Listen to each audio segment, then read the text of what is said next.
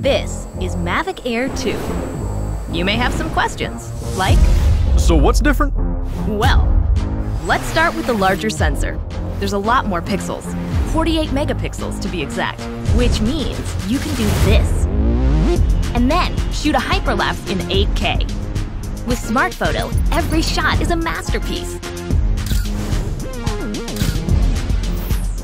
Yeah, but photos aren't really my thing. Don't worry, we've got you covered. It also does 4K 60p video. You can also slow things down. Way-do. And yes, there's HDR video. How's the flight time? It's fantastic. You're looking at up to 34 minutes in the air, a new record for the Mavic series. We've added OcuSync 2.0, so you can fly longer and see clearer. What if I'm not a great pilot? That's where Focus Track comes in, so you can fly like a pro.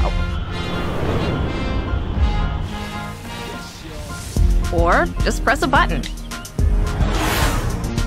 Here's the best part: automatic obstacle avoidance. Okay, but what do I do with all these shots? Here's an idea. Use the DJI Fly app to edit and share your moments with just a tap. So, what's different? A whole lot.